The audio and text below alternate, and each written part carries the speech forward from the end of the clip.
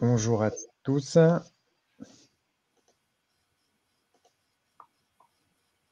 Alors, je crois que normalement, ça a bien démarré. J'ai un petit souci avec la plateforme, mais ça devrait fonctionner. Bonjour à tous, merci d'être présents. Ce matin, on va attendre quelques secondes, quelques minutes que tout le monde se connecte. En attendant, je vous invite à me confirmer que vous m'entendez bien dans le chat.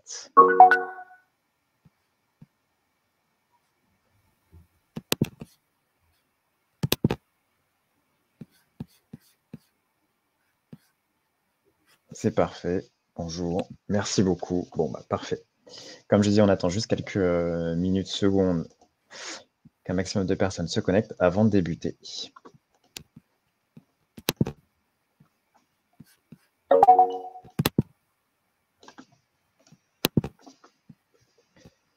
Donc pour ceux qui sont déjà présents, vous l'avez vu, mais vous avez un onglet de chat que vous pouvez utiliser pour discuter entre vous ou avec nous, et vous avez également un onglet questions.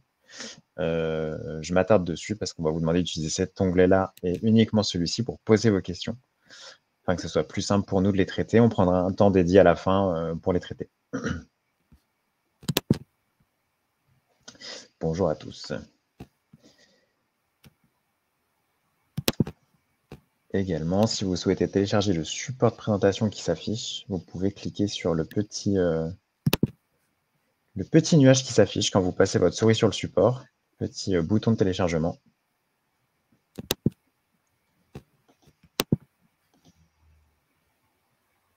Et enfin, vous aurez accès au replay dès la fin du webinaire que vous pourrez partager allègrement.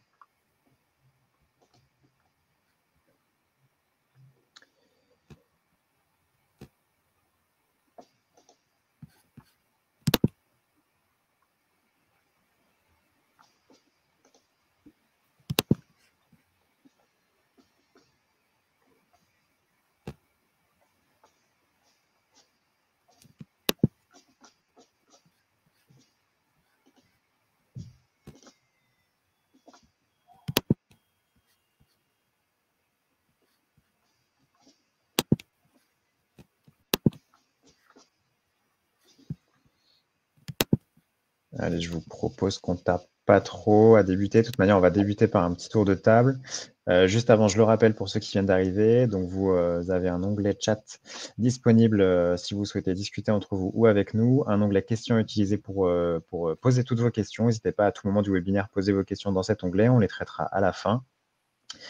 Également, vous pouvez télécharger le support de présentation en cliquant sur le petit icône de téléchargement qui s'affiche quand vous passez votre souris sur le support. Un petit nuage. Voilà, et vous aurez accès au replay dès la fin du webinaire. Donc, je vous propose de débuter, merci à tous d'être présents ce matin, par un tour de table. Et on va commencer par Eleor, simplement te présenter très rapidement. Oui, merci beaucoup Thomas. Bonjour à tous. Donc, je suis Eleor, la responsable du secteur mode chez Pure. Voilà, et ça fait 10 ans que je travaille dans le secteur de la mode sur des sujets liés au développement durable. Merci Eleor. Karim, je te laisse la parole. Merci Thomas, bonjour à tous. Donc moi je suis Karim, je travaille chez Pure Projet depuis bientôt 5 ans. Je fais de la gestion de projets d'agriculture régénérative sur des matières premières liées à la mode, donc sur la laine qu'on va voir plus tard, le cachemire entre autres. Et merci beaucoup d'être là ce matin. Super, merci Karim. Et puis enfin Timothée. Et bonjour à toutes et à tous, je suis Timothée Kellard, donc cofondateur d'EcoDev. Super, et ben du coup je vais te laisser enchaîner Timothée, et puis moi je vous retrouve à la fin pour les questions. Bon webinaire. Génial, merci Thomas pour la logistique encore une fois et l'introduction. Donc bonjour à toutes et à tous. On va passer donc 1 heure ensemble. Je vais prendre la main là sur l'introduction et le début, 20 minutes, allez 25 minutes si je déborde un peu, puis après on laissera 20 à 25 minutes pour nos amis de chez Pure pour pouvoir présenter leur initiative. Donc EcoDev en quelques minutes, donc c'est presque 14 ans d'accompagnement des employeurs dans leur politique de développement durable. On est une petite soixantaine aujourd'hui et on a un certain nombre de badges pour essayer d'aligner nos propos, nos conseils et notre fonctionnement au quotidien. Donc je passe le détail, mais avec une raison d'être qui est de réveiller ou éveiller les organisations pour stimuler l'engagement et provoquer le changement. Voilà, pour ce faire, on a 4 métiers, du conseil, de la mesure d'impact, donc les indicateurs, ainsi que le déploiement opérationnel ou la conduite de changement et toute la partie éléments de langage. On travaille donc sur des enjeux de RSE, vous avez compris, climat, énergie, mobilité durable et biodiversité, d'où le lien avec, on va dire, cette matinée où on voulait vraiment de plus en plus rapprocher les grosses thématiques climat et biodiversité avec, on va dire, des illustrations sur comment, en tout cas, prendre ce sujet dans le bon sens, en tout cas, ce qui nous paraît être le bon ordre pour intégrer ces notions. Alors, au départ, bon, c'est toujours important, je pense, de repartir sur les basiques. Donc, la biodiversité, de quoi on parle, hein? On parle de diversité des espèces. Donc, bon, on a mis des visuels pour pas trop rentrer dans la technique, mais bon, je vais les envoyer en haut à gauche. Diversité des écosystèmes, donc là, de manière plus à l'échelle des biotopes. Et la diversité des génétiques, donc plus, on va dire, micro, finalement. C'est un peu notre ADN, on est tous différents. Mais quelque part, tout ça est très lié par aussi un autre concept qui est souvent un peu oublié, qui est la diversité des interactions entre toutes ces espèces et tous ces biotopes ou ces écosystèmes. Donc, c'est là où ça rend la chose plus difficile, c'est quelles sont les interactions entre ces différentes, on va dire, ces différents concepts des tissus vivants de la planète. Notion des années 80. Dans les années 95, 2000, on va dire qu'on a d'autres notions associées à la biodiversité, qui est comme le biomimétisme. Hein, c'est que cette biodiversité est fascinante et inspirante. Et elle nous permet finalement, plus on regarde, plus on l'analyse, de comprendre qu'elle est beaucoup plus avancée que l'espèce d'ailleurs humaine peut-être, ou en tout cas qu'elle a une capacité de résilience qui est énorme. Donc, bon voilà, inspirons-nous de ce vivant pour se développer. Les services écosystémiques, effectivement, notre nature et notre biodiversité autour de nous là, nous apportent un certain nombre de services, on s'en rend même plus compte, mais bon, on comprend bien que l'alimentation, que l'air qu'on peut respirer, l'eau qu'on va boire, tout ça est issu de processus assez complexes. Hein, ça fait plusieurs millions, voire milliards d'années que cet équilibre s'est créé. Il nous permet finalement, pour nous, êtres humains, d'avoir l'équivalent de 1,5 fois le PIB mondial, où plus de 55% de notre PIB dépend directement de la bonne santé de ces écosystèmes. Donc clairement, notre modèle économique et notre développement dépend du vivant, on le sait, mais c'est toujours bien de le rappeler, ça a été catégorisé donc, avec un certain nombre de services. Ça, c'est un premier élément qui permet aux entreprises de comprendre où sont quelque part leurs liens et leurs dépendances. Tout ça est bien évidemment gratuit et historiquement complètement durable. Et donc, qu'est-ce qui se passe depuis quelques années? Les interactions entre les entreprises et la biodiversité, elles sont principalement à 2, 3 ou 4 niveaux, ça dépend dans quel ordre on le prend, mais si on prend la biodiversité, elle fournit des services écosystémiques comme on le voit, donc approvisionnement par exemple de matières premières. Les entreprises les utilisent, ça leur permet finalement d'avoir un modèle économique, et puis tout ça, ça a une pression, donc ça a un impact, changement par exemple de l'utilisation des sols, destruction d'un certain nombre d'habitats, genre de choses. Tout ça, c'est des risques ou des opportunités pour les entreprises. Quand vous êtes un centre de loisirs et que vous travaillez dans un cadre naturel, c'est une super opportunité. Et quand vous faites de l'extraction pour faire des produits, à un moment donné, cette ressource n'est peut-être pas infinie. Donc, on travaille sur des sujets de dépendance aux activités en fonction des écosystèmes et des impacts et des pressions qu'on peut exercer sur la biodiversité. Si on détaille un peu le lien business entre ces modèles, vous avez les impacts dépendance qui sont directs ou indirects. Donc, les impacts directs ou indirects, c'est les infrastructures, c'est les importations de produits de l'autre bout du monde. Donc là, on va avoir un lien, on va dire, assez évident ou moins évident. Mais c'est aussi tous les risques générés, réputationnels, juridiques et réglementaires, qui sont d'ailleurs en train de beaucoup évoluer. Et puis, il y a cette dépendance qui est beaucoup plus terre à terre. Mais une fois qu'on a des crises de matières premières, on voit bien que cette dépendance à ces services écosystémiques, l'eau en ce moment, je vais revenir sur l'actualité, mais on voit bien que si on a moins d'eau, il y a un certain nombre de modèles. Je prends par exemple les centres d'incinération, là pour en discuter hier, ils refroidissent leur incinérateur, et ils n'ont pas le droit de rejeter l'eau de manière trop élevée en température, et moins il y aura d'eau, moins ils pourront, et donc si demain on ne peut plus incinérer nos déchets, vous imaginez les conséquences, quoi.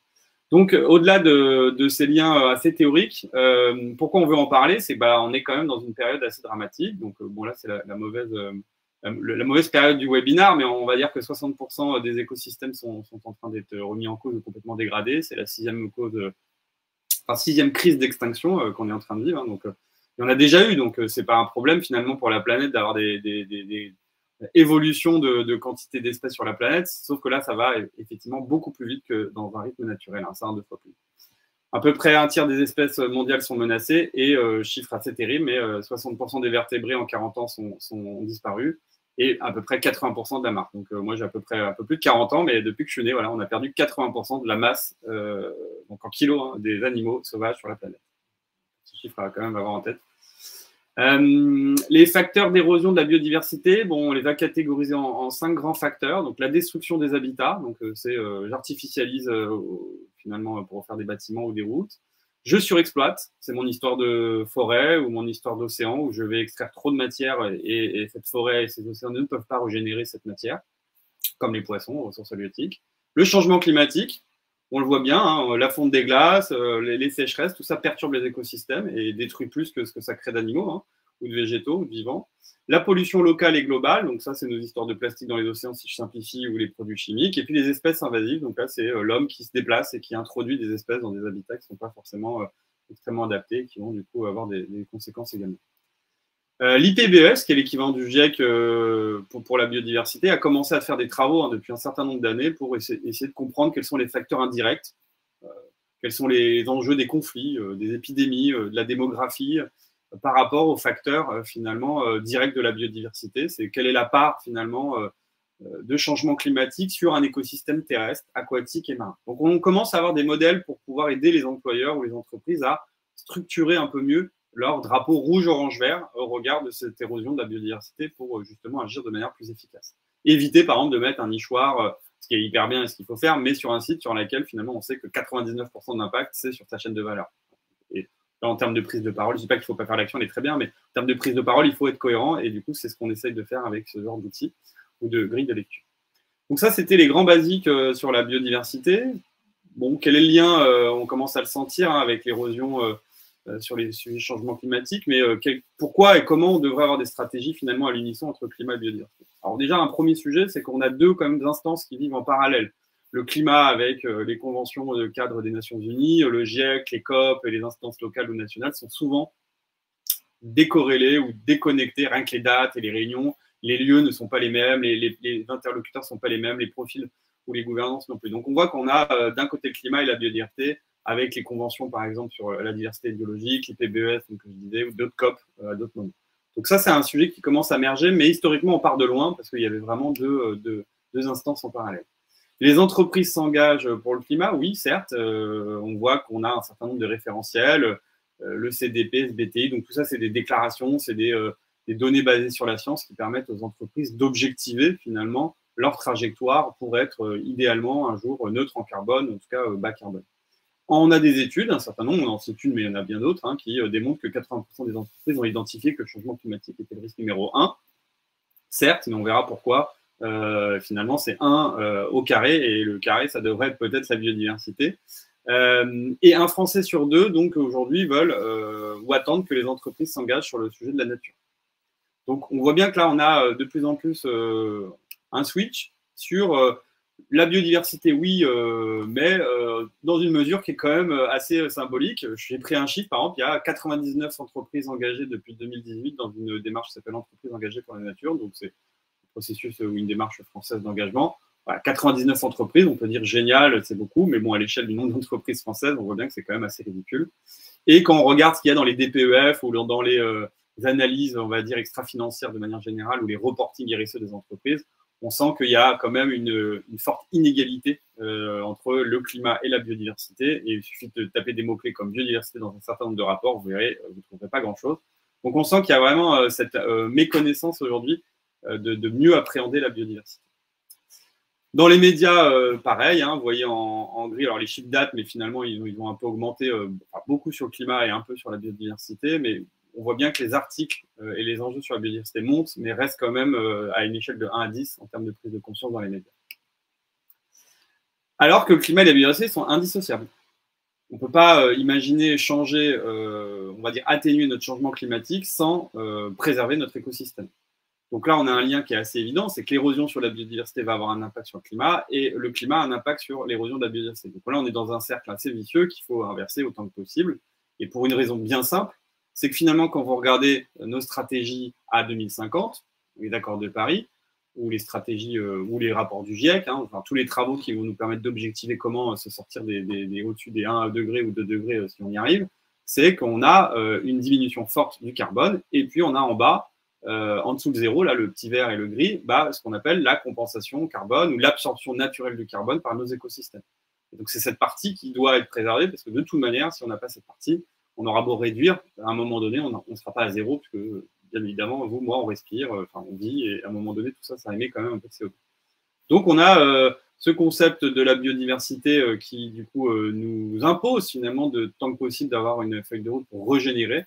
Et là, on a à droite un graphique qui démontre à quel point, finalement, on est dans cette creux-là, un creux de la vague qu'il faut réinverser pour avoir un espoir, finalement, de régénérer un certain nombre d'éléments et d'écosystèmes d'ici 2050 pour arriver à atteindre ces objectifs. Donc, c'est impossible d'atteindre nos accords de Paris si on ne réinverse pas la tendance sur les sujets de biodiversité. Donc, la bonne nouvelle là-dedans, c'est qu'en plus, quand on fait et quand on travaille sur ces sujets, on voit que les solutions fondées sur la nature sont, on va dire, assez présentes. Hein. Elles sont sur plein d'enjeux d'infrastructure, de protection. Et tout ça, ça a des défis et des conséquences sociales. Mais j'en reviendrai pas trop dessus parce que je sais que Pure en parlera bien mieux que moi sur des cas concrets. Mais voilà, on sait que la nature et la biodiversité rendent des services. Et on a ce concept aujourd'hui qui arrive dans les entreprises, qui sont les solutions fondées sur la nature. J'insiste pas, mais c'est une notion assez intéressante puisque ça permet d'intégrer les enjeux sociaux et les enjeux environnementaux au sens large. Alors, comment réduire et contribuer à cette biodiversité positivement? Il y a deux grands concepts, deux principales approches aujourd'hui. Restaurer, donc on améliore de manière assez efficace un écosystème. C'est en gros une zone, par exemple, prairie, enfin pas prairie forcément, mais une zone agricole intensive et en monoculture qu'on va rediversifier. Donc là, on va avoir une amélioration nette. C'est des bâtiments qui vont disparaître et qui vont laisser place à la nature, c'est dépollué, bon voilà, on en a un certain nombre. Et il y a la conservation, qui est un autre modèle, qui est de dire, cette partie-là, cette forêt, cette zone de prairie sauvage, je vais éviter de la dégrader ou finalement de l'abîmer. Donc, ces deux grands concepts permettent finalement d'avoir de nombreuses initiatives face à l'interface des enjeux climat et biodiversité. Donc, restaurer les écosystèmes, on l'a vu, conserver. Et puis, il y a des moyens d'y arriver aussi, complémentaires, l'agroforesterie, l'agriculture régénératrice. Enfin, on voit qu'on a aussi des modèles économiques et des modèles où le développement humain est compatible avec cette volonté de régénérer la biodiversité. Donc, il existe des réelles opportunités à développer à la fois des projets mixtes climat et biodiversité, parce que quand vous faites de l'agroforesterie, dans une grande majorité des cas, ces arbres vont séquestrer du carbone et vont permettre d'améliorer la quantité, par exemple, de rendement d'un certain nombre de produits agricoles. Je pensais, mais vous en parlerez sûrement aussi, du café, du thé dans certaines zones, ou tout simplement en France, quand vous prenez des modèles agroforestiers dans l'élevage. Alors, je ne vais pas rentrer dans le détail, mais vous avez plein de notions derrière qui sont assez intéressantes de creuser. Alors, on est assez quand même dépendant d'une certaine zone géographique, puisque vous avez des zones géographiques, des hotspots de biodiversité et des zones où on va dire la végétation pousse plus vite que d'autres. Donc, on a là mis un certain nombre d'endroits où on voit que finalement, il y a des zones prioritaires sur ces sujets de climat et de biodiversité, puisqu'on a des puits de carbone et des puits de biodiversité, ou des réserves de biodiversité plutôt, qui sont quand même bien plus importantes à l'échelle de la planète. Donc, c'est peut-être en fonction des activités, et dans le textile, on le voit, il y a beaucoup d'endroits qui sont loin de chez nous, finalement, qui permettent de faire cette matière première. C'est dans ces zones qu'il faut quand même cibler en priorité les zones de préservation. Alors, on a quand même un thème qui est le textile. Donc, pourquoi plus le textile finalement que d'autres industries? Alors, on pourrait le faire avec plein d'industries, mais celle-ci est quand même dans notre quotidien assez présente. C'est la deuxième finalement industrie la plus polluante après le pétrole, selon donc Climatit, en termes d'émissions de CO2. Donc, bon, il y a des chiffres controversés, mais globalement, on est quand même sur un volume d'émissions de CO2 si on prend la chaîne de valeur du textile ou de la mode qui est énorme. Hein. On s'en rend moyennement compte en règle générale. Et puis la matière première, donc le coton par exemple, la laine ou même le polyester, hein, c'est pour ça que j'ai mis des photos là illustrant qu'on a des matériaux synthétiques ou des matériaux naturels, mais tout ça finalement quand on fait des bilans carbone ou des analyses sur les enjeux, un tiers finalement de l'empreinte et de l'impact est lié vraiment à cette matière première à minima, et donc ça dépend après des modèles. Pour avoir accompagné un certain nombre de grandes enseignes dans la mode, je ne vais pas en citer, mais le constat est à peu près similaire en termes d'ordre de grandeur. Et chaque année, 100 milliards de vêtements sont vendus dans la mode. Donc, je vous fais le petit produit en croix. Hein. Si vous dites qu'il y a 1 milliard, 2 milliards de personnes qui vivent dans des conditions relativement correctes et puis ont un pouvoir d'achat assez élevé, ça leur fait quand même beaucoup de vêtements pour ceux qui ont moins le pouvoir d'achat. Et tout ça, ça a été augmenté de 2 en 14 ans. Donc, malgré tout ce qu'on voit, hein, tout ce qu'on se dit, vous êtes tous autour de là, cet ordinateur plus éco-responsable, on voit qu'on consomme quand même énormément plus. Et sur les 15 dernières années, qui sont celles où on a quand même essayé à bien prendre conscience de ces enjeux. Les conséquences, pollution des sols, érosion. Bon, j'ai mis des exemples, hein, je ne vais pas rentrer, c'est un peu dramatique, mais finalement, c'est quand même bien de se mettre face à cette réalité. Quand vous irez dans des magasins, je pense que vous aurez, j'espère, une relation un peu différente avec l'achat du vêtement. Et il y a une utilisation aussi massive d'un certain nombre de matières premières. Alors, l'utilisation massive de l'eau, 4% finalement du total, a priori, de l'eau, selon la Fondation Ellen MacArthur, est utilisée pour le monde de l'industrie textile. C'est juste après, finalement, l'usage de l'agriculture qui est numéro 1 et l'usage domestique. Et il y a une forte concentration des pesticides, puisqu'en fonction des sources aussi, on sait que le coton peut être un des plus gros consommateurs de pesticides à l'échelle de la planète. Donc c'est vraiment un modèle qui est assez destructeur aujourd'hui, mais il y a des alternatives, hein, il y a des filières différentes, et donc tout ça n'est pas irréversible.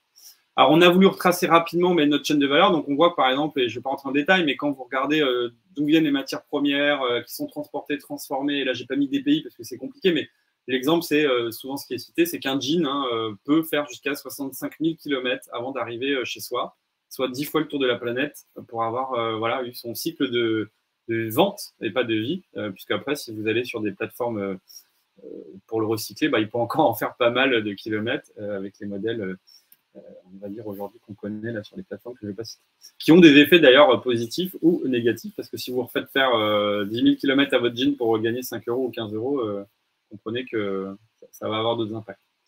Voilà, bon, le textile, très bien. Et puis, comment s'y prendre? Parce que vous allez me dire, c'est pas très glorieux. Finalement, on a quand même un certain nombre, là, depuis 10 ans, d'initiatives qui arrivent, qui portent énormément et qui permettent d'appréhender un peu mieux ces outils, enfin, ces démarches. Donc, on a différents outils pour identifier les pressions aujourd'hui sur le vivant et sur la biodiversité. Donc, on a des outils de politique publique, des outils pour les entreprises, ou pour les investisseurs, pour les services, pour à l'échelle de produits, de sites. Bon, je vous passe le détail, il y a plein de choses et ça explose dans tous les sens. Alors avec une fiabilité plus ou moins pertinente et un périmètre plus ou moins intéressant, mais peu importe. L'idée, c'est qu'on n'est plus dans cette phase d'il y a 15 ou 20 ans de se dire c'est au doigt mouillé ou c'est au ressenti. On a maintenant de quoi objectiver un certain nombre d'éléments et de comprendre justement à quel niveau ces impacts finalement sont les plus importants et on peut avoir des indicateurs. Il y a finalement un outil commun qui commence à émerger, qui n'est pas la panacée, hein, clairement, mais qui commence à se faire, on va dire, entendre un peu plus. Et il y en a d'autres qui arrivent aussi. C'est un outil qui s'appelle le GBS, qui a été développé par la CDC Biodiversité. Donc, il y a un intérêt qui est simple, c'est que c'est une métrique unique, qui est le MSA au kilomètre carré. Donc, c'est finalement la quantité de surface artificialisée par kilomètre carré. Et c'est l'unité, comme quand on travaille sur le carbone, l'unité, c'est la tonne carbone ou le kilo carbone.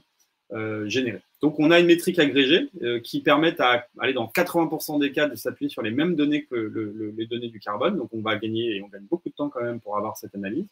Ça a un travail et ça fait un travail sur l'ensemble de la chaîne de valeur. Donc, ça, c'est aussi intéressant parce qu'on ne va pas avoir finement, on va dire, toutes les étapes encore extrêmement bien détaillées. L'outil a encore quelques imperfections, mais globalement, on a une vision d'ensemble qui est extrêmement cohérente par rapport à la réalité. Et on n'oublie pas, voilà, il n'y a pas d'oubli notable, et on a des stocks et des flux les stocks et les flux d'impact.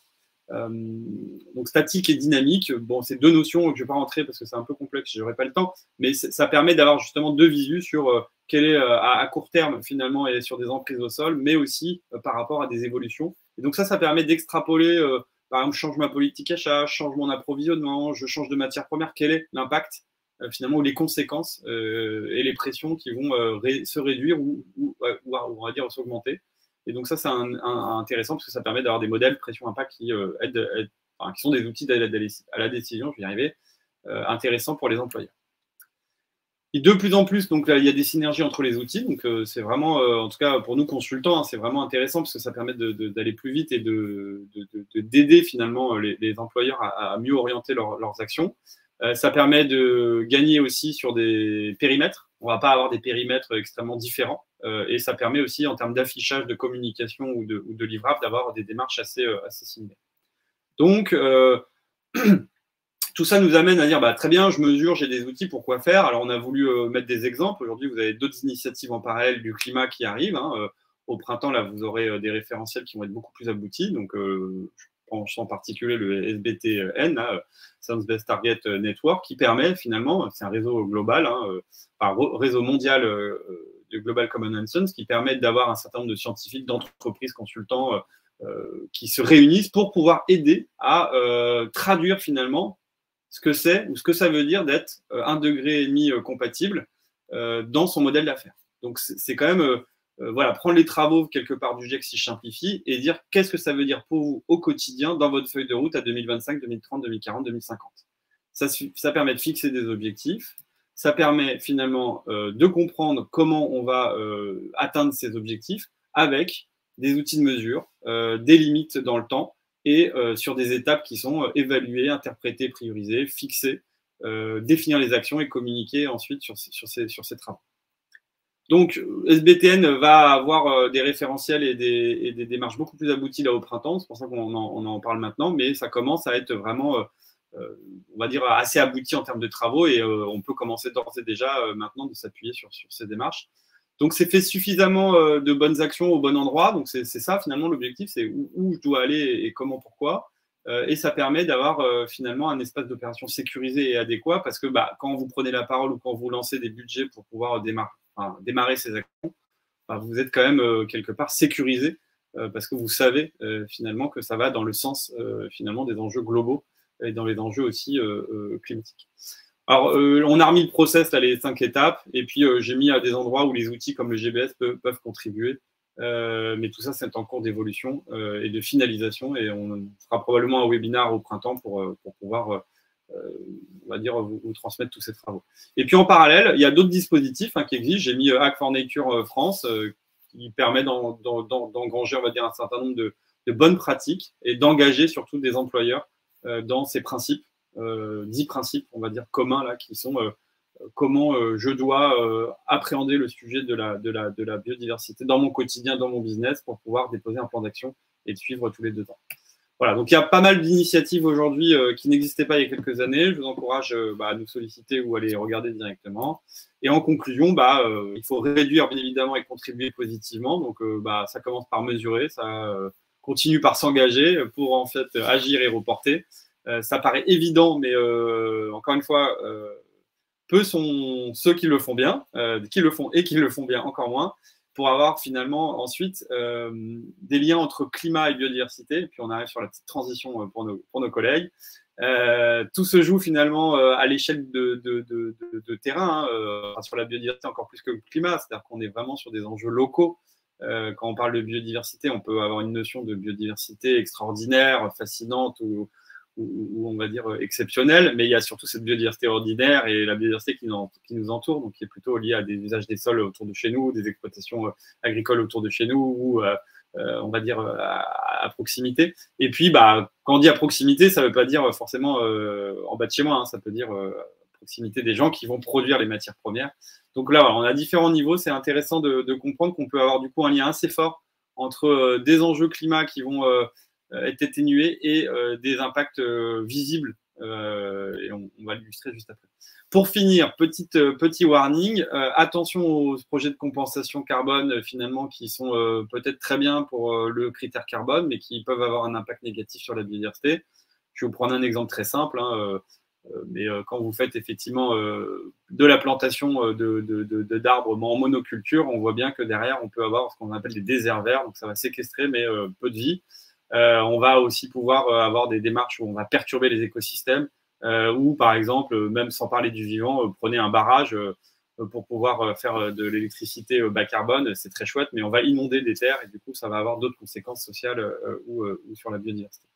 Donc attention à cette dérive qui arrive et qui amène généralement à avoir des crédits pas chers, c'est la course au crédit carbone pas cher. Alors qu'aujourd'hui, on voit bien que la nécessité, c'est de travailler sur des projets mixtes, carbone et biodiversité, qui sont quand même plus complexes, mais beaucoup plus soutenables et souhaitables. Voilà, donc ce slide illustre les intérêts ou l'éco-bénéfices qu'il peut avoir. C'était un peu lourd, un peu long peut-être, ou très rapide, mais au moins vous avez des super, j'espère, slides que vous pourrez récupérer. Et maintenant, je laisse la main à Éléonore et Karim pour avoir une illustration de ces sujets dans le textile. Merci à tous. Merci beaucoup pour cet état des lieux très concret. Maintenant que le cadre a bien été posé, on va vous présenter un exemple d'action concrète. Qu'on a développé un projet en Australie autour de la laine. Avant d'entrer dans le vif du sujet, je vais vous présenter rapidement l'activité de Pure. Donc chez Pure, nous sommes spécialisés dans le développement de projets fondés sur la nature. notamment du coup dans l'amont agricole pour réduire l'impact environnemental des entreprises. Du coup, nos projets ont 3 objectifs. Le premier, bien sûr, de régénérer les écosystèmes. Le deuxième, d'engager les communautés locales, parce qu'on est convaincu chez Pure qu'un projet qui n'implique pas les communautés locales n'a pas peut pas avoir de pérennité. Et le troisième objectif, c'est vraiment de renforcer les filières d'approvisionnement et notamment de créer en fait du lien entre les agriculteurs et les marques, parce qu'on sait que dans l'industrie de la mode, en général, il y a quand même beaucoup d'intermédiaires et que les chaînes d'approvisionnement sont très morcelées. Et du coup aussi de rendre les fermes plus résilientes face au changement climatique, parce que les effets se font déjà sentir aujourd'hui pour pas mal d'agriculteurs. Nos projets, on les développe via 2 angles. L'angle qu'on privilégie, qui est vraiment notre cœur de métier, c'est l'insetting. Et l'insetting, donc on peut le définir comme l'investissement stratégique dans des projets de régénération des écosystèmes au sein des communautés et des régions d'approvisionnement de l'entreprise. Donc vraiment des projets qui sont dans la chaîne de valeur de l'entreprise. Et du coup, l'approche de l'insetting, elle est différente de celle de l'offsetting, qui là consiste à investir dans des projets qui ont bien sûr un impact positif, mais qui sont en fait complètement déconnectés de l'activité de l'entreprise. Donc typiquement, pour vous donner un exemple concret, pour une marque de mode par exemple, un projet d'offsetting, ça pourrait être un projet de reforestation au Costa Rica, alors qu'un projet d'insetting, ça va être un projet en partenariat soit avec un producteur de coton, un producteur de laine, qui va pouvoir produire des matières premières que la marque pourra ensuite ou pas utiliser pour la production de ses produits. Alors, les projets qu'on développe, ils sont assez divers. Il y a tout ce qui est agroforesterie et reforestation, conservation, donc voilà, des concepts dont Tim parlait tout à l'heure, restauration marine aussi. Donc ça, c'est des thématiques qui sont très intéressantes, mais peut-être moins, on va dire, prioritaires dans le secteur de la mode. L'agroforesterie, notamment, on en fait beaucoup pour le cacao et le café, qui sont un peu les 2 secteurs historiques d'action de Pure. Et pour le secteur mode, la priorité, c'est plutôt l'agriculture régénérative. Donc vraiment, du coup, mettre en place des pratiques agricoles qui créent un impact bénéfique net pour les écosystèmes. À la fois, donc, on travaille sur la partie culture, donc tout ce qui est fibres végétales, et aussi sur l'élevage, donc pour les fibres animales. Et dans tous nos projets, on a toujours une composante d'implication des communautés, avec des bénéfices qui peuvent prendre la forme de diversification des revenus, aussi d'autres formes en fonction, bien sûr, des contextes. Nos priorités pour la mode, donc c'est les fibres végétales, principalement le coton, mais aussi le lin, les fibres animales, donc la laine, le cachemire, la soie et le cuir, avec des projets du coup très différents, parce que quand on développe des projets d'agriculture régénératrice, il faut toujours s'adapter de manière très précise au contexte. Que disait Tim, il faut toujours rester vraiment dans un ancrage local, donc les designs peuvent fortement varier. D'où l'intérêt de vous présenter aujourd'hui un cas très concret, et du coup, je vais céder la parole à Karine. Merci beaucoup, Éléor. Pardon. Merci beaucoup, Éléor. Du coup, avec Éléor, on se disait que ça serait intéressant aujourd'hui de vous partager une étude de cas sur le projet qu'on opère en Australie. Un sur la laine, un pour illustrer ce qu'on fait chez Pure Projet comme action, ce qu'on mène comme action, mais aussi, on l'espère, pour vous inspirer avec un exemple d'action en faveur de la biodiversité concret que vous pourriez mettre en place au sein de vos chaînes d'approvisionnement. Donc, on va essayer un peu de vous emmener avec nous sur le terrain. Avant de rentrer dans le vif du sujet, je voulais vous donner un peu de contexte sur la production de laine en Australie et un peu pourquoi cette géographie. Donc, l'Australie aujourd'hui, c'est le premier producteur mondial de laine avec 1/4 de la production mondiale, suivi de la Chine qui vient à la seconde place. L'Australie produit majoritairement de la laine de qualité Merino, qui est un peu la meilleure qualité de laine, mais j'imagine que ça, vous le savez déjà.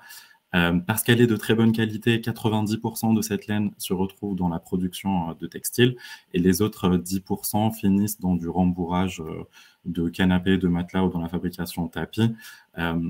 Et cette laine, aujourd'hui, on estime qu'elle vient entre 60 et 70 millions de moutons, donc sont nécessaires pour produire cette laine, ce qui fait en Australie à peu près plus de 2 moutons par personne. Donc il y a beaucoup de moutons en Australie.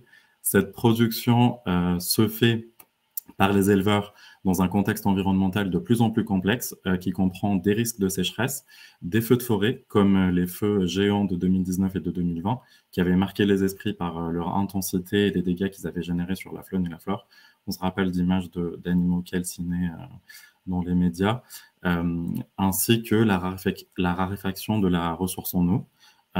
La production de laine elle-même, parce qu'elle est très importante, exerce une pression supplémentaire sur les ressources naturelles avec des pratiques comme le surpâturage, sur lequel je vais revenir un peu plus tard, en gros l'utilisation excessive des pâturages pour l'alimentation des moutons, mais aussi la conversion de prairies indigènes au niveau des fermes en pâturage pour nourrir ces moutons. Donc, c'est dans ce contexte qu'en 2020, chez Pure Projet, on a lancé une étude de faisabilité avec Fox & Lily, qui est un producteur et un exportateur de laine en Australie, pour comprendre le potentiel des pratiques régénératives pour la réduction de l'impact environnemental de la production de la laine au niveau de la ferme. Le résultat de cette étude de faisabilité, donc c'est le projet qu'on vous présente aujourd'hui.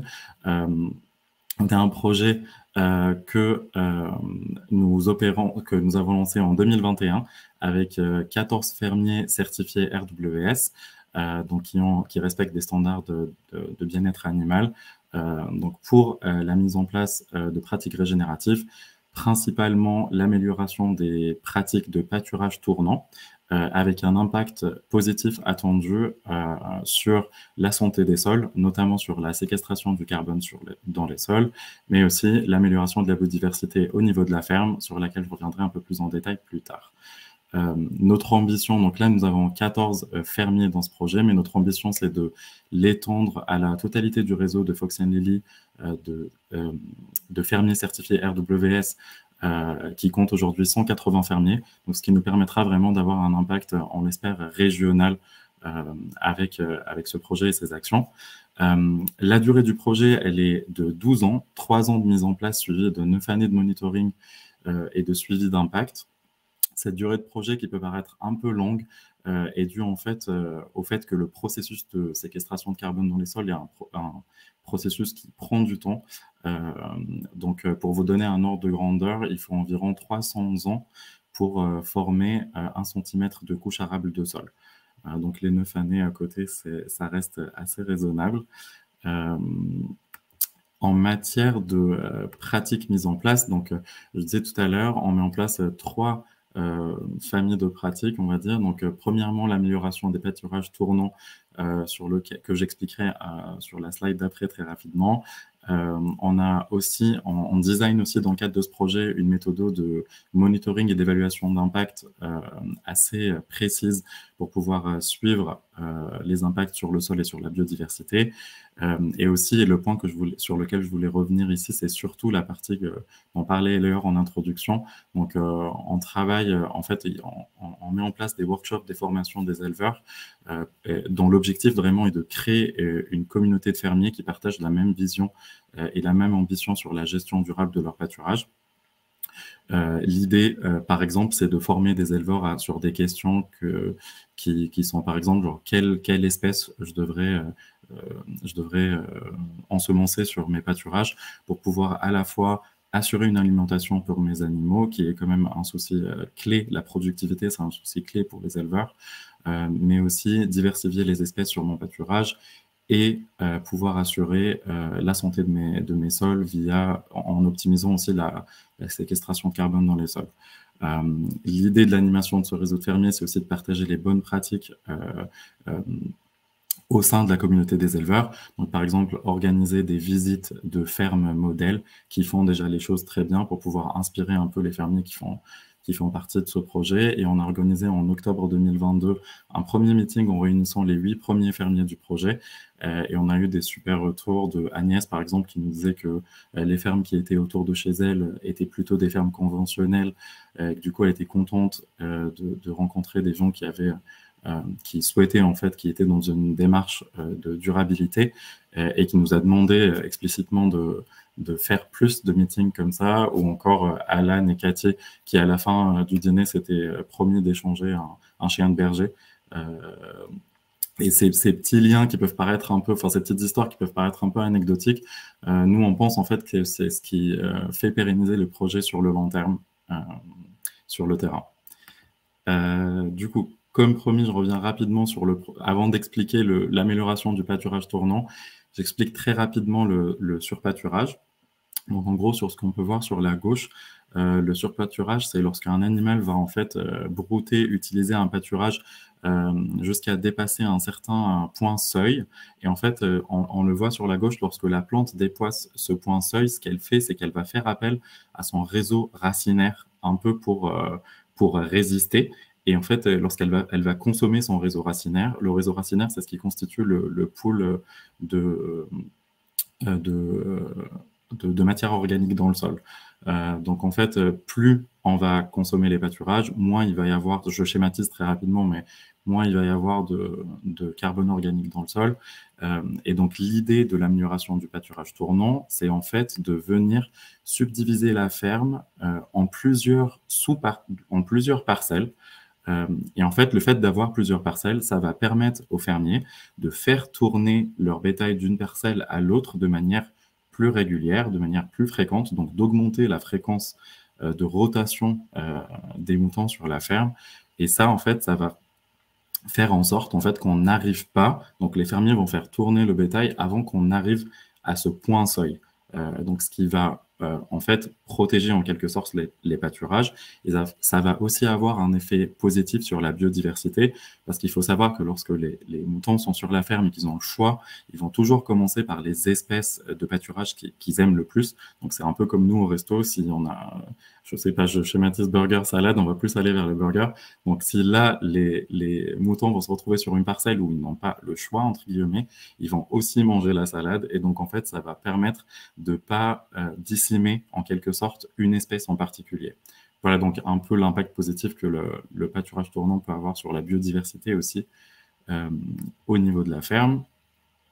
Donc, je disais tout à l'heure aussi que l'un des axes du projet, c'était le design d'une méthode de suivi des impacts sur la ferme. Et donc, pour ce faire, on a fait un partenariat avec FarmLab.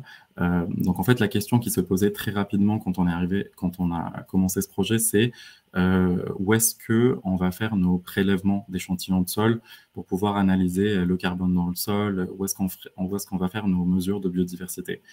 Et parce que les fermes, en fait, sont relativement grandes. La taille moyenne des fermes en Australie, c'est 1500 hectares, ce qui fait à peu près plus de 2000 terrains de football. Donc, pour répondre à cette question, on a lancé un partenariat avec FarmLab. Et FarmLab, en fait, c'est une entreprise qui va utiliser l'imagerie satellite pour pouvoir, en fait, donner des informations sur les propriétés physico-chimiques des sols. Donc, en fait, grâce à FarmLab, ils ont pu nous dire, en fait, en superposant 3 couches d'informations qui sont le potassium dans le sol, l'élévation et le NDVI, donc l'indice de végétation par différence normalisé. C'est juste un mot très compliqué pour dire à quel point les sols sont verts, donc à quel point il y a de végétation. Donc en superposant ces 3 informations, en Australie, on sait qu'elles sont bien corrélées avec le carbone dans le sol et on obtient en fait cette map qu'on a sur la gauche de la ferme avec 3 couleurs, jaune, verte et violette. Et en fait, ces 3 zones ont a priori les mêmes propriétés, enfin plus ou moins les mêmes propriétés physico-chimiques. Et donc là, ensuite, on a fait des prélèvements sur chaque zone où on a en fait mis des points de manière aléatoire pour pouvoir suivre, donc faire nos prélèvements de sol. Donc ça ressemble à ça, des prélèvements dans le sol.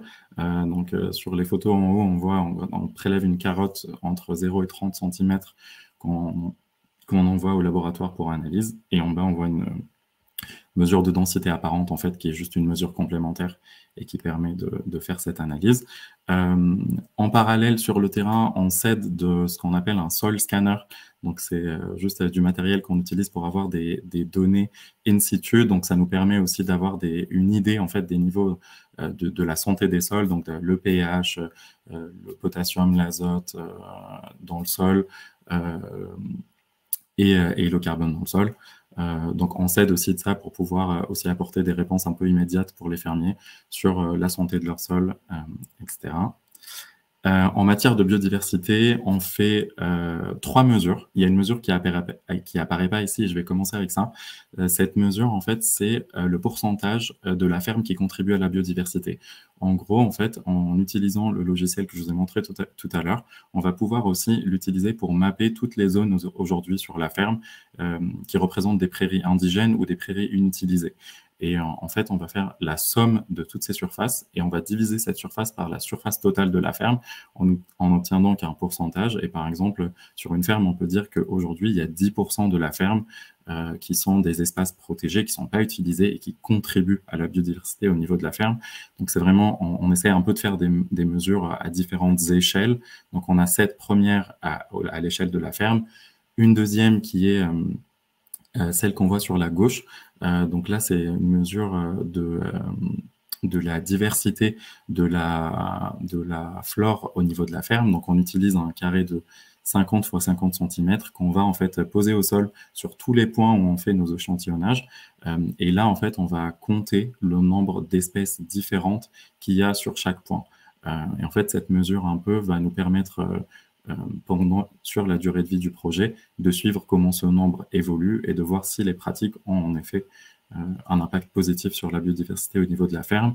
La troisième mesure, c'est une mesure un peu plus macro, c'est une mesure de couverture du sol. Donc, on va prendre un mètre, c'est tout bête, qu'on étale sur 10 mètres.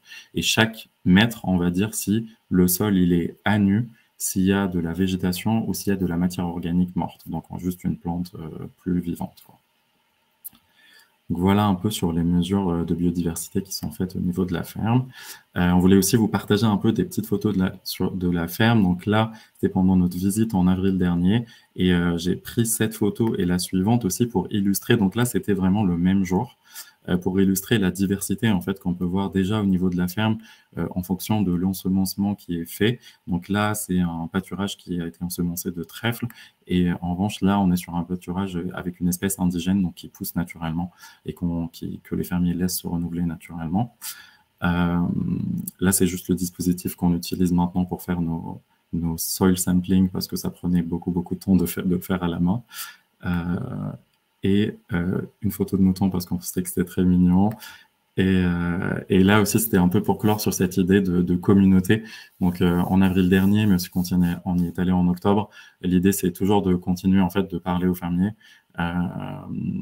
de partager le projet avec eux, de le faire grandir avec eux. Donc, on continue d'être à l'écoute, de modifier nos designs de projet pour pouvoir intégrer le retour et aussi répondre à leurs besoins. Voilà, merci à vous. Je repasse la parole à Léa. Merci beaucoup, Karim. Du coup, je voulais juste préciser avant qu'on termine sur notre présentation, c'est que donc, ce projet, c'est bien sûr un projet d'insetting qui vise à avoir un impact du coup, sur la séquestration du carbone. Mais comme l'a très bien noté, l'idée, c'est que la biodiversité et le climat sont intrinsèquement liés, qu'il ne faut surtout pas travailler en silo. Donc, en fait, au-delà de la partie carbone, ce projet a vraiment des bénéfices multiples. Donc, bien sûr, il va permettre de contribuer à des objectifs SBT ou simplement climat via la capture de carbone dans le sol, mais il va aussi avoir d'autres impacts sur le terrain, comme l'amélioration de la santé des sols, la préservation des ressources en eau ou la contribution à la biodiversité. Karim en parlait juste avant. Au-delà même des impacts, on va dire, environnementaux, ça permet aussi aux marques d'avoir une relation directe avec les producteurs et donc d'avoir potentiellement une traçabilité jusqu'à la ferme. Et ça, à titre personnel, je suis persuadée que cette reconnexion avec l'amont agricole est vraiment essentielle pour faire évoluer le secteur et que du coup, le monde de l'amont puisse avoir de meilleures pratiques. Et enfin, je pense un dernier bénéfice qui est important, c'est tout ce qui est résilience de la chaîne d'approvisionnement, donc tout ce qui est mitigation des risques liés au changement climatique, mais aussi simplement d'un point de vue purement business de sécuriser le sourcing, parce qu'aujourd'hui, avec tous les problématiques on va dire des feux de forêt, les problématiques de récolte, même dans le coton, l'approvisionnement en matières premières est de plus en plus difficile. Et c'est aussi en finançant et en s'investissant dans ce genre de projet que ça permet de solutionner ces problématiques qui sont, on va dire, très commerciales. Et pour terminer, un dernier point, donc Timothée avait mentionné tout ce qui est SBT, donc les Science Based Targets. Aujourd'hui, pour nous, c'est très important d'avoir des méthodologies qui ne sont pas des méthodologies qu'on opère, on va dire, dans une bulle en tant que pure, mais vraiment de suivre les meilleurs standards internationaux. Donc, on a vraiment essayé de designer ce projet, la méthodologie monitoring que Karim a rapidement présentée, pour que les réductions d'émissions du projet puissent être reconnues dans le cadre des Science Based Targets. Donc, il y a encore quelques documents clés qu'on attend pour tout finaliser, mais on a vraiment en tout cas cette volonté d'être en harmonie avec les meilleurs standards du secteur. Voilà, je vais m'arrêter là pour qu'on ait du temps pour une session de questions-réponses. Merci beaucoup, on reste à votre disposition donc si vous avez des questions. Et comme disait Karim, on a de grandes ambitions pour ce projet pour avoir un impact régional. Donc, on est à la recherche de contributeurs pour permettre à davantage de fermiers de bénéficier de ce programme. Donc, si vous êtes intéressés, surtout n'hésitez pas. Merci beaucoup. Merci Karim et merci Éléor. Du coup, on a quelques questions là dans l'onglet questions. Je fais l'ingénu. Hein. Comment déterminez-vous le point seuil pour le pâturage? Alors, c'est une excellente question. En fait, le point seuil, il va dépendre déjà de l'espèce ensemencée. Donc, parce que en fait, on le voit sur les photos, si c'est des trèfles ou si c'est des espèces indigènes, déjà, elles vont juste pas avoir la même hauteur, ne serait-ce que visuellement. Donc, ça ne voudra pas dire la même chose le surpâturage pour l'une ou pour l'autre. L'idée, c'est qu'aujourd'hui, c'est un peu une évaluation visuelle. Donc, les fermiers le font quand ils se disent bon, là, je crois que le pâturage arrive à un niveau que la productivité des pâturages diminue, donc on va bouger le bétail tout simplement. Mais l'idée aussi, c'est d'accompagner les fermiers sur la durée de vie du projet, pour les former aussi sur ces questions et pouvoir être plus à même, donc avec des agronomes, de reconnaître en fait ce point seuil aussi. Le point seuil, il va dépendre aussi des conditions climatiques. Donc, s'il y a eu de la pluie, si les pâturages sont en bonne santé, si les pâturages sont verts, ils vont être plus résilients versus une année où il n'y aura pas beaucoup plu, où il faudra en fait du coup augmenter encore plus cette fréquence. Je ne sais pas si ça répond un peu à la réponse de Karim. Bah, ouais, après, effectivement, moi, je vais vous faire une réponse Je prends la place de mon mon grand-oncle aveyronnais qui était agriculteur, éleveur, etc. Et quand on lui pose la question, il dit on le sait, quoi. C'est comme ça qu'on le sait, c'est que c'est mon grand-père, mon père qui me disait, c'est là où il faut s'arrêter, quoi. Non, mais c'est bête, mais finalement, quand on écoute, je pense que à un moment donné, ça se voit quand même quand on est en train d'abuser. Mais bon, c'est pas une réponse très objective, mais bon. Elle a le mérite d'avoir réussi pendant des siècles et des siècles, donc on va dire que c'est la bonne. Bonjour, on parle de quel volume en termes de production? Lina, question. De volume de production de laine ou de... Thomas. Ouais, a priori, j'imagine que c'est ça, ouais. Ok. Alors, j'ai pas les chiffres en tête. Je vais pas te dire de bêtises. Il me semble qu'un mouton, ça produit environ 250 kg de laine par an. Et il faudrait multiplier ça fois la capacité des fermes. Mais je peux regarder ça tout de suite. Si vous prenez une autre question et qu'elle ne m'est pas adressée, je pourrais vous répondre juste après. Je confirme que c'est bien la laine. Ça va aussi déjà, regarder, mais ça va aussi dépendre de la taille des fermes, parce qu'en fait, il y a les dimensions de données Karim, c'est une moyenne, il y a des fermes qui sont petites, il y a des fermes qui sont grandes. Exactement. En fait, c'est vraiment le cas, pareil, sur la qualité. La priorité, c'est du mérinos, mais la qualité peut aussi varier. Et du coup, en général, nous, le modèle qu'on a, c'est qu'en fait, les marques qui soutiennent ce projet, elles vont financer des fermes spécifiques. Et du coup, en fonction aussi de l'ambition et des besoins des marques, on va faire un lien avec une ferme qui a du coup la bonne taille et qui produit une qualité de mérinos a priori qui correspond à ce dont la marque a besoin. Yes, exactement. Ouais. Alors, peut-être question très pratico-pratique, mais là, un cas comme celui-ci, donc c'est des fermes qui avaient déjà des relations avec des marques avec lesquelles vous travaillez, et vous arrivez, c'est quoi la posture ou c'est quoi les méthodes pour arriver quand même à aller échanger, discuter avec ces producteurs, et comment vous vous y prenez? Oui. Alors, en fait, nous, aujourd'hui, notre porte d'entrée, on va dire, c'est Fox & Lily. C'est le produit. Donc, c'est Fox & Lily vraiment qui va centraliser toute la laine produite par ces fermiers aujourd'hui. Donc, ils ont un réseau de fermiers partenaires, qu'ils soient RWS ou pas en Australie. Et nous, en fait, Fox & Lily, ils vont nous ouvrir les portes des différentes fermes. Et c'est via vraiment eux qu'on va entrer en contact avec les fermiers. Aujourd'hui, donc ce projet il a été lancé avec une marque qui souhaitait investir au sein de sa chaîne d'approvisionnement, en particulier sur la laine. Donc on a une traçabilité jusqu'au niveau de Fox & Lily, donc jusqu'au niveau un peu du trader. On a la possibilité avec Foxinelli de descendre jusqu'à un niveau de traçabilité qui est de celui de la ferme. Donc, eux, ils ont une compréhension très fine, en fait, de leur réseau de fermiers et aussi de comment ils rassemblent les volumes de laine ensemble par des batchs suivant la qualité, la couleur, la longueur de la fibre, etc. Et donc, il y a possibilité de descendre à ce niveau de granularité donc, si une marque le souhaite, on a complètement la possibilité d'aller vraiment vers la ferme où elle s'approvisionne, si tant est qu'elle s'approvisionne chez Foxinelli. Pour répondre à la question précédente, du coup... Vas-y, Tim, je t'ai coupé. Non, vas-y. Juste pour dire, par rapport à la question précédente, du coup, c'est une ferme peut, en fonction de la taille, bien sûr, mais peut produire facilement, du coup, 2 tonnes de laine. Sous réserve de la taille de la ferme. Mais pour donner un ordre de grandeur à peu près de l'ordre de grandeur de la production. Ok. Autre question. Quel est le coût environ de ce type de projet? Qui les finance? Moi, je la poserais peut-être un peu différemment, mais en fait, est-ce qu'on peut estimer un surcoût pour faire de la qualité? C'est une bonne question. Aujourd'hui, les projets ils sont portés par le secteur privé. Donc là, c'est une initiative qu'on a lancée avec une marque de mode et qu'on fait grandir. Donc on a une seconde marque qui s'est ajoutée à la première, sur laquelle on ne peut pas encore communiquer parce que c'est encore en contractualisation. Et en matière de surcoût, alors oui, effectivement, mettre en place ces pratiques, ça a un coût. Aujourd'hui, en fait, nous, on décorrèle entièrement les achats de matières premières des coûts de projet. Donc, le projet a un coût propre à lui, sur lequel on pourra évidemment vous donner plus de détails si vous venez vers nous après ce webinaire, avec plaisir. En fait, c'est aussi pour rentrer dans la logique des acheteurs. On sait que la question des marges sur les produits pour les marques de mode est un sujet, on va dire, très sensible. Et du coup, on voulait vraiment... Enfin, l'idée, là, c'est que, on va dire que la négociation, tout ce qui est négociation commerciale sur le sourcing de la laine interviennent directement entre, du coup, la marque et Foxinelli.